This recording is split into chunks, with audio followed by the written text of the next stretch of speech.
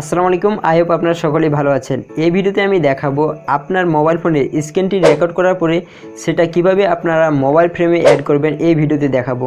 So ভিডিওটি আপনি A to Z দেখবেন না টেনে। সো ভিডিওটি শুরু করার আগে ছোট একটি রিকোয়েস্ট থাকবে, আমাদের এই চ্যানেলে নতুন হয়ে থাকলে প্লিজ লাল সাবস্ক্রাইব বাটন থেকে সাবস্ক্রাইব করে দেবেন এবং পাশে যে বেল আইকনটি রয়েছে সেটা অল সিলেক্ট করে দেবেন।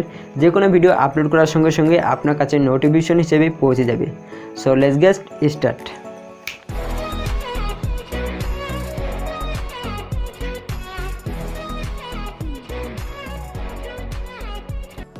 ওকে ভিউয়ার্স, মোবাইলের স্ক্রিনটি রেকর্ড করার পরে সেটা মোবাইল ফ্রেমে অ্যাড করব আমরা kineMaster অ্যাপ্লিকেশনের সাহায্যে। সো kineMaster অ্যাপ্লিকেশনটি ওপেন করছি অ্যান্ড দেন এখানে প্লাস আইকনে ক্লিক করবেন, রেশিও 69 সিলেক্ট করবেন অ্যান্ড দেন এখান থেকে আপনারা মিডিয়া অপশন থেকে আপনারা জাস্ট একটি ব্যাকগ্রাউন্ড সিলেক্ট করবেন।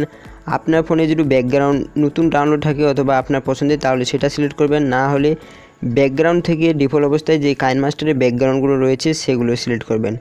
আমি সিম্পলি এই ব্যাকগ্রাউন্ডটি সিলেক্ট করছি অ্যান্ড দেন এখান থেকে আমরা এই লেয়ারটি একটু বাড়িয়ে দিব আমাদের ভিডিও অনুযায়ী। ওকে, এখন প্রয়োজন হবে আমাদের একটি মোবাইল ফ্রেম। সো আমি প্রথম মোবাইল ফ্রেম অ্যাড করব। আমি সিম্পলি আমার ফোনে গুগল ক্রোমে যাচ্ছি অ্যান্ড দেন আপনারাও আপনার ফোনে গুগল ক্রোমে যাবেন।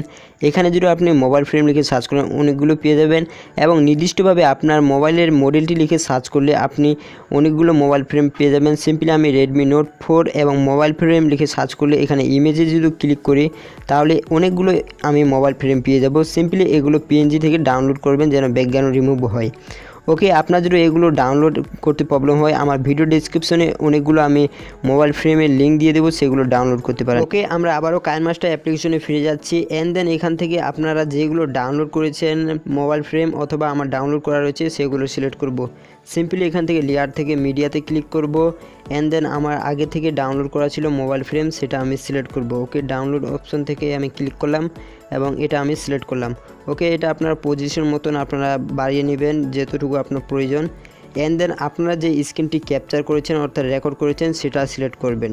স্ক্রিন রেকর্ড যেটা করেছেন সেটা অ্যাড করবেন। লেয়ার থেকে আপনার মিডিয়াতে ক্লিক করবেন অ্যান্ড দেন এখান থেকে স্ক্রিন ক্যাপচার নামে একটি ফোল্ডার পাবেন। সো সেখান থেকে আপনি স্ক্রিন ক্যাপচারটি সিলেক্ট করবেন অ্যান্ড দেন এই স্ক্রিন ক্যাপচারটি আপনার মোবাইল ফ্রেমের সুন্দরভাবে এখানে আপনারা সেট আপ করে নেবেন, অর্থাৎ এখানে পজিশন মতন বসিয়ে নেবেন অ্যান্ড দেন রাইট অপশনে ক্লিক করবেন। সো এখন দেখতে পাচ্ছেন এটা সুন্দরভাবে কিন্তু আমাদের একটি মোবাইল ফ্রেমে অ্যাড হয়ে গেছে। সো বন্ধুরা, ভিডিওটি ভালো লাগলে জাস্ট একটি লাইক দিবেন, কমেন্ট করে জানাবেন ভিডিওটি আপনার কেমন লেগেছে এবং যদি কোথাও বুঝতে সমস্যা হয় অবশ্যই সেটাও কমেন্ট বক্সে জানাবেন এবং আপনি চাইলে আমাদের ফেসবুক গ্রুপের লিঙ্ক আমার ভিডিও ডিসক্রিপশনে রয়েছে, সেখান থেকে জয়েন করলে আপনি যে কোনো টেকনোলজির সমস্যা সেখানে পোস্ট করলে আপনি সমাধান পেয়ে যাবেন।